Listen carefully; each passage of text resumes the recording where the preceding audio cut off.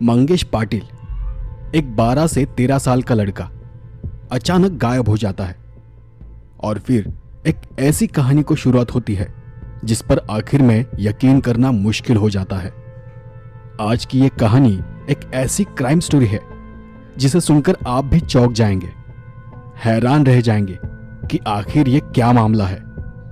ये crime story किसी film से कम नहीं है। इसमें ड्रामा है और सस्पेंस भी है। तो कहानी की शुरुआत होती है एक छोटे से गांव में। जलगांव जिले में चोपड़ा नाम का एक तालुका है। वहां एक जहारड़ी नाम का एक गांव है। उस गांव में दगड़ू पाटिल, गीताबाई पाटिल, बेटा मंगेश पाटिल और बेटी, ये एक छोटा सा परिवार रहा करता है। एक छोटा सा आम गरीब परिवार। दगड़ू पाटिल आसपास के गांव में मजदूरी कर अपना घर परिवार चलाता है और वो जिस गांव में रहते हैं उसी गांव में उनके कई सारे रिश्तेदार भी रहते हैं। 2 फरवरी 2019 वो शनिवार का दिन था।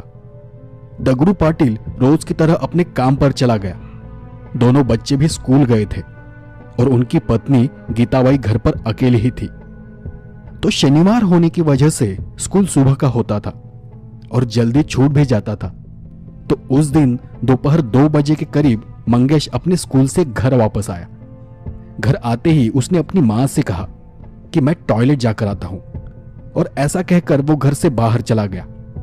अब वो टॉयलेट करने घर से बाहर तो गया, लेकिन उसके बाद वो लौटकर वापस नहीं आया। उसकी मां उसके आने का इंतजार कर रही थी, लेकिन 2 से 3 घंटे बीत गए, लेकिन मंगेश का कहीं अता पता नहीं था। एक वक्त मां को ऐसा भी लगा कि मंगेश टॉयलेट से सीधे अपने दोस्तों के साथ कहीं खेलने गया होगा और शायद खेलकर वापस आ जाएगा। लेकिन शाम हो गई थी और मंगेश अब तक घर नहीं लौटा था। अब मंगेश की मां भी ये सोचकर थोड़ी बेचैन हो गई कि मंगेश अब तक घर आ जाना चाहिए था, क्योंकि उसने आज तक कभी ऐसा नहीं किया था। वो स्कूल से घर आने के बाद ज्यादातर खाना खाकर ही बाहर खेलने जाया करता था, और इसलिए इस बात को सोचकर मंगेश की मां थोड़ी परेशान हो गई थी। गीताबाई ने पहले तो आसपास के लोगों से पूछताछ की, लेकिन मंगेश उनके घर पर भी नहीं था। तो आखिरकार उन्होंने आसपास की जगहों पर मंगेश की तलाश की, लेकिन उसका कहीं भी पता नहीं चला। नहीं उसके किसी दोस्त ने उसे खेलते हुए देखा था। तो जाहिर है वो और ज्यादा परेशान हो गई। आखिरकार शाम होते ही गीताबाई के पति काम से घर लौट आए। तो गीताबाई ने बिना वक्त जाया किए उन्हें मंगेश के गुम हो जाने के बारे में बताया, और यह भी बताया कि दोपहर स्कूल आने के बाद मंगेश मैं टॉयलेट जाकर आता हूं ऐसा कहकर जो बाहर गया है वो अब तक घर वापस नहीं आया। मंगेश के पिताजी को भी उसकी फिक्र होने लगी, और फिर मंगेश की मां और उसके पिताजी दोनों ने मिलकर फिर से उसे ढूंढना शुरू किया। उन्होंने आसपास के लोगों से, अपने रिश्तेदारों से पूछताछ की। उन्हें लगा कि कहीं वो किसी रिश्तेदार के घर चला गया होगा। गांव की हर एक गली, हर एक घर में जाकर देखा, लेकिन मंगेश कहीं भी नहीं था। उसे ढूंढते ढूंढते रात हो गई थी और अब तक वो खुद भी घर लौटा नहीं था। जैसे जैसे वक्त बीत रहा था, परेशानी बढ़ती ही जा रही थी। मंगेश की फिक्र में मां गीताबाई का रो रो कर बुरा हाल हो चुका था। गांव में जो उनके रिश्तेदार थे वो भी 12 साल के मंगेश को ढूंढने में लग गए थे। आखिरकार उन्होंने पुलिस में कंप्लेंट दर्ज करने का फैसला किया, और अगले दिन सुबह मंगेश के घर वालों ने चोपड़ा शहर में पुलिस स्टेशन जाकर मंगेश के गुम हो जाने के बारे में केस दर्ज की। 12 साल का लड़का गुम हो जाने की वजह से पुलिस भी जल्द हरकत में आ गई और उन्होंने तुरंत उसे ढूंढने के लिए एक टीम बनाई। पुलिस ने शुरुआत में आसपास काफी पूछताछ की, तलाश की, लेकिन मंगेश के बारे में उन्हें कोई भी सुराग, कोई भी सबूत नहीं मिला। मंगेश अपने माँ बाप का एक लौता बेटा था और वो गुम हो जाने की वजह से वो काफी परेशान हो गए थे। लेकिन मंगेश कहां चला गया था किसी को भी जरा सी भी खबर नहीं थी। अब इस चक्कर में 3 से 4 दिन गुजर चुके थे। मंगेश को ढूंढने में पुलिस अब भी नाकाम लग रही थी। मंगेश के घर पर तो इतने बुरे हालात थे कि किसी से देखा तक नहीं जा रहा था। बेटा गुम हो जाने के सदमे से घर वालों ने खाना पीना तक छोड़ दिया था। उनका घर ही नहीं पूरा गांव मंगेश अचानक गायब हो जाने के कारण दुख में था। गीताबाई ने तो लगभग बिस्तर ही पकड़ लिया था। उनकी तबीयत दिन ब दिन बिगड़ती जा रही थी। उन्हें हर रोज लोग समझाते थे कि मंगेश मिल जाएगा, लेकिन उनका दिल एक मां का दिल था, तो अपने बेटे के बारे में सोचकर वो बस दिन दिन भर रोती रहती थी। लेकिन पुलिस ने जब पूछताछ की तो उसमें बस इतना पता चला कि आसपास के लोगों ने मंगेश को सिर्फ दोपहर तक देखा था। उसके बाद उसे किसी ने नहीं देखा था। पुलिस को तो कुछ समझ नहीं आ रहा था कि वो अचानक कहां गायब हो गया है। न तो उसे किसी ने कहीं जाते हुए देखा था और न ही कहीं से आते हुए देखा था। पुलिस पर भी हर दिन दबाव बढ़ता ही चला जा रहा था। और फिर 2 दिन बाद पुलिस को एक खबर मिली कि गांव से कुछ आधा किलोमीटर दूर एक जगह पर झाड़ियों में एक टूटा हुआ पैर मिला है। जिस चीज की आशंका थी वही हुआ था। वो किसी 12-13 साल के लड़के का पैर था और उस पैर को किसी कुल्हाड़ी से या फिर किसी भारी हथियार से तोड़ा गया था। पुलिस ने तुरंत जगह को सील करवा दिया और उसकी छानबीन की, लेकिन उन्हें वहां दूसरा कोई भी सुराग नहीं मिला। अब ये सुराग हाथ लगने के बाद पुलिस को शक हुआ कि शायद ये मामला नरबली से कनेक्टेड हो सकता है, और उनका शक जायज भी था, क्योंकि जब मंगेश गायब हुआ था उसके अगले दिन ही मौनी अमावस्या थी, और यह मौनी अमावस्या 27 साल में एक बार आती है। अब इस बात को जानने के बाद पूरा गांव खौफ में था। किसी को यह समझ नहीं आ रहा था कि एक हंसते खेलते बच्चे के साथ ऐसा कौन कर सकता है। मंगेश के माता पिता ने जब अपने बेटे का टूटा हुआ पैर देखा तो उनकी हालत और भी खराब हो गई। उन्हें संभाल पाना तक मुश्किल हो गया था। रो रो कर दोनों का बहुत बुरा हाल हो चुका था। अपने बेटे का कटा हुआ पैर देखकर मां इस बात को समझ गई थी कि उसका बेटा अब जिंदा नहीं है। उसे किसी ने मार दिया है और उसके टुकड़े टुकड़े कर दिए हैं। जिस मां ने उस बच्चे को 9 महीने तक अपनी कोख में पाला था, उसे इतना लाड प्यार से बड़ा किया था, उसके लिए यह किसी सदमे से कम नहीं था। मंगेश अब कभी भी लौटकर वापस नहीं आने वाला था। लेकिन मंगेश का पैर मिलने के बाद पुलिस ने और गहराई में केस की छानबीन करना शुरू किया। पुलिस ने फॉरेंसिक टीम को बुलाकर उस जगह की जांच करवाई। खोजी कुत्तों की टीम से भी आसपास की जगह की खोजबीन की, लेकिन फिर भी कोई भी पुख्ता सबूत उनके हाथ नहीं लगा। अब सबको ऐसा लगने लगा था कि यह जरूर नरबली का ही मामला है। किसी ने अपना काम करवाने के लिए मंगेश की बलि चढ़ा दी थी। पुलिस को दूसरा कोई कारण नजर नहीं आ रहा था, क्योंकि मंगेश के घर वाले तो बहुत गरीब थे, तो उसका अपहरण कर किसी को भी कोई फायदा नहीं होने वाला था। और मंगेश के घर वालों के अपने रिश्तेदारों से, आसपास पड़ोस से कोई भी झगड़ा नहीं था। तो इस शक की बिना पर पुलिस ने आसपास के गांव में जो भी तांत्रिक बाबा थे उनको पूछताछ के लिए उठा लिया, और कुछ भी कर मंगेश के बारे में खबर निकालने के लिए पुलिस के जो खबरी थे उनको भी इत्तला कर दी गई थी। तब पुलिस को पता चला कि उनके गांव में एक ज्वेलर्स की दुकान है और उनकी दुकान के बाहर सीसीटीवी लगा हुआ है। पुलिस ने सोचा कि अब इतनी छानबीन कर ही रहे हैं तो एक बार सीसीटीवी फुटेज भी देख लेते हैं। जब पुलिस ने सीसीटीवी का फुटेज देखा तो उन्हें रात में एक भिखारी नजर आ रहा था, जो वहां के आसपास के इलाके में घूमता हुआ दिखाई दे रहा था। उसका चेहरा तो ठीक से नजर नहीं आ रहा था, लेकिन उस भिखारी के पास एक बड़ा सा पोटला था, मतलब कपड़े का थैला था, जो कि उसके पीठ पर था, और उसका आकार देख लग रहा था कि उसमें कोई बड़ी सी चीज रखी हुई है। शायद वो मंगेश की लाश को उसमें भरकर कहीं ले जा रहा था।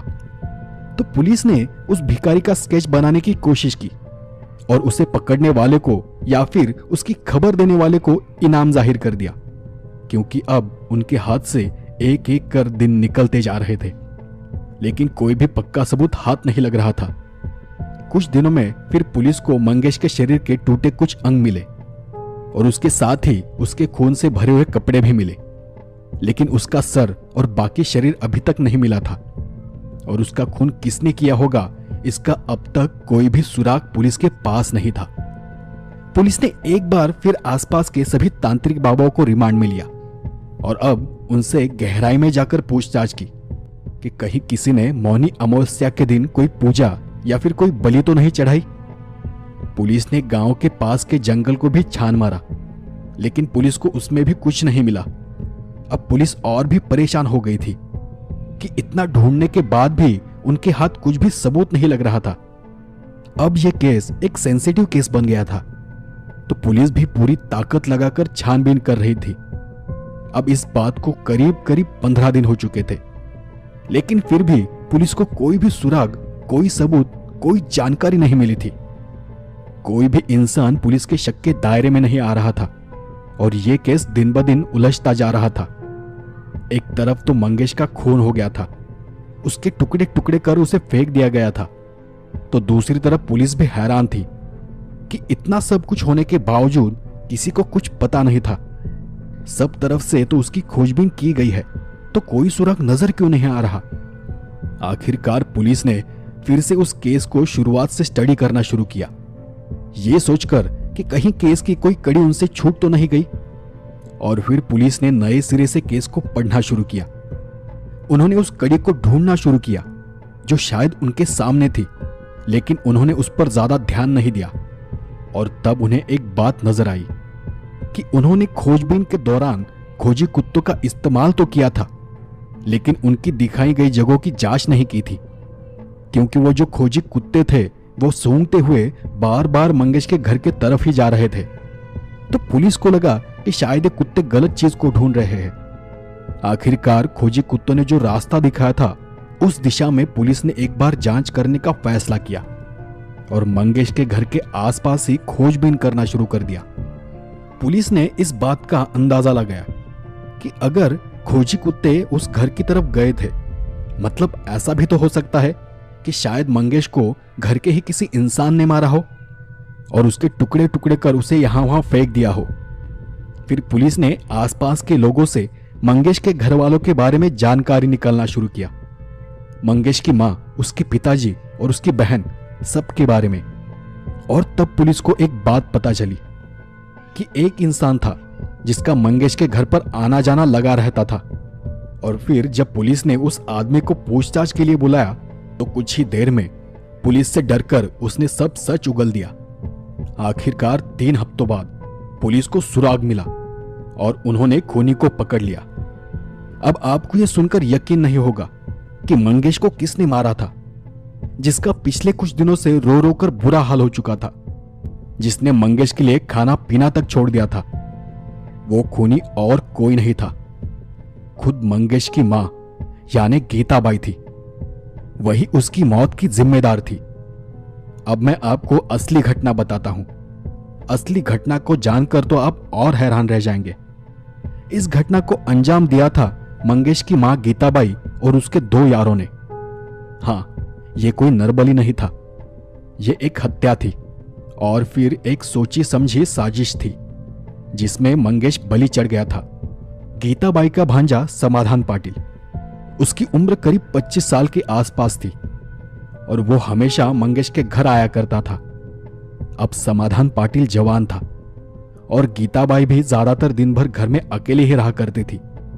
तो धीरे धीरे गीताबाई और समाधान दोनों अपने रिश्ते को भूल गए और वो एक दूसरे के नजदीक आते चले गए। उनके बीच एक नया रिश्ता बन गया। वो गीताबाई का भांजा होने की वजह से किसी को भी उनके रिश्ते पर शक नहीं हो रहा था।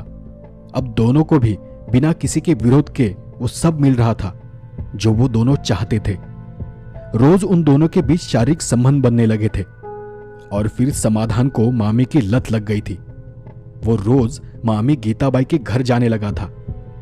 उनके रिश्ते को अब काफी दिन हो चुके थे और फिर एक दिन समाधान ने बातों बातों में अपने दोस्त राजेंद्र पाटिल को उसके और मामी के साथ रिश्ते के बारे में बताया कि किस तरह वो मामी के साथ संबंध बनाता है, कैसे उसके मजे उठाता है। फिर राजेंद्र से भी रहा नहीं गया और उसने समाधान से कहा कि वो उसकी मामी के साथ सेटिंग लगा दे। तो अब समाधान ने मामी को राजेंद्र के बारे में बताया और वो भी मान गई। मामी यानी गीताबाई पाटिल को इन दोनों रिश्तों में मजा आने लगा था। ये सब इतना चुपचाप हो रहा था कि किसी को भी उन पर जरा सा भी शक नहीं था। और फिर वो दिन आया। वो शनिवार का दिन था। तारीख थी 2 फरवरी। दगड़ू पाटिल हमेशा की तरह काम पर चला गया था और उनके दोनों बच्चे स्कूल गए हुए थे। तो उस रोज मंगेश स्कूल से थोड़ा जल्दी घर आ गया। घर आने के बाद वो अपनी माँ को टॉयलेट जाकर आता हूं ये कहकर घर से बाहर चला गया और उसी वक्त राजेंद्र पाटिल गीताबाई के घर चला आया। अब उन्हें वक्त का जरा सा भी अंदाजा नहीं था और उनसे रहा नहीं गया। उन्होंने उसी वक्त एक दूसरे के साथ संबंध बनाना शुरू किया और तब गीताबाई और राजेंद्र के बीच वो सब चल ही रहा था कि तभी गीताबाई का मासूम बेटा मंगेश टॉयलेट से घर वापस आया। अब राजेंद्र और गीताबाई अपनी वासना में इतने डूब चुके थे कि उन्हें दरवाजा अंदर से बंद करने का होश नहीं रहा। तो मंगेश ने घर आते ही हमेशा की तरह दरवाजे को बाहर से धक्का दे दिया। अब उसे जरा सा भी अंदाजा नहीं था कि दरवाजा खोलते ही उसे क्या देखने को मिलेगा। दरवाजा खुलते ही उसने अपनी मां को यानी गीताबाई को राजेंद्र के साथ अजीब हालात में देखा। दोनों के बदन पर कपड़े नहीं थे। मंगेश को तो कुछ समझ नहीं आ रहा था कि उसने ये क्या देख लिया है। पर तब गीताबाई और राजेंद्र को भी मंगेश को अचानक सामने खड़ा देख बहुत गुस्सा आया था और गुस्से में आकर राजेंद्र ने पास पड़ी एक बड़ी सी लकड़ी उठाई और जोर से मंगेश के सर पर दे मारी और तभी मंगेश बेहोश होकर वहीं गिर पड़ा। मंगेश की मां उसे उठाकर घर के अंदर ले आई। मंगेश तब तक लहूलुहान हो चुका था। उन्हें लगा कि मंगेश मर चुका है, तो उन्होंने घर में जो अनाज का बड़ा सा थैला था उसमें मंगेश की बॉडी को दबाकर भर दिया और उस पोटले को यानी थैले को घर में एक ऐसी जगह पर रख दिया जहां कोई आता जाता नहीं था। उसके बाद गीताबाई ने जल्दी जल्दी में घर के आसपास जो भी खून पड़ा हुआ था उसे साफ कर दिया और हर एक निशान को मिटा दिया। तो अब वो दोनों सोचने लगे कि आगे क्या करना है और फिर दोनों ने समाधान पाटिल को भी घर बुला लिया और उसे मंगेश की हत्या के बारे में बताया। उन्होंने समाधान को भी उनके गुनाह में शामिल कर लिया क्योंकि अब वो तीनों भी डर गए थे। अगर किसी को मंगेश की लाश मिल जाती या फिर उसकी मौत के बारे में पता चलता तो सब लोगों को उन तीनों के रिश्ते के बारे में पता चल जाता। वो रिश्ता जिसे उन्होंने इतने महीनों से छुपा कर रखा था। तो फिर उन तीनों ने मिलकर एक प्लान बनाया कि कहा कि मंगेश की मां लोगों से बस ये कहेगी कि मंगेश टॉयलेट तो गया था लेकिन वहां से लौट कर नहीं आया और फिर उसे आसपास ढूंढने का नाटक करेगी। सब उनके प्लान के मुताबिक हुआ। मंगेश की मां ने इतना बढ़िया नाटक किया कि किसी को भी उस पर जरा सा भी शक नहीं हुआ और उस औरत ने भी सब कुछ वैसा ही किया जैसा तय हुआ था। शाम होते ही दगड़ू पाटिल यानी मंगेश के पिताजी घर वापस आ गए, पर वो घर पर आते ही गीताबाई ने ऐसा ढोंग किया कि उसका बेटा दोपहर घर से बाहर गया है और वो अब तक लौटकर घर नहीं आया है। फिर उन सब ने मिलकर मंगेश को ढूंढना शुरू किया, पर वो लड़का कहाँ था? वो तो उनके घर में ही था। और ये सब नाटक करने के बाद उसी रात जब सब शांत हो गया तो मंगेश की मां ने उसके दो यारों के साथ मिलकर मंगेश को उनके घर के पीछे जो जंगल था वहां ले जाकर उसे ठिकाने लगा दिया। उसके शरीर के टुकड़े टुकड़े कर उन्हें यहां वहां फेंक दिया। बस एक कड़ी मिलने की वजह से पुलिस ने इस केस को सुलझा लिया था। पुलिस ने तुरंत तीनों को भी गिरफ्तार कर लिया। उनकी वासना की वजह से एक साथ 3 परिवार उजड़ गए थे और एक मासूम की हत्या हो गई थी। जो मां अपने बच्चे के लिए रो रही थी, चिल्ला रही थी, वही उसका खून कर सकती है, इस बात पर किसी को भी विश्वास नहीं हो रहा था। जिस मां की ममता के बारे में लोग बातें करते हैं, उसी ममता ने अपने बेटे को मार दिया था। दोस्तों, ये बात सच है कि वासना इंसान को अंधा बना देती है और रिश्तों को भुला देती है। तो ये बात हमेशा ध्यान में रखें कि जो इंसान वासना में बहा जा रहा है उससे कभी भी दूर ही रहे।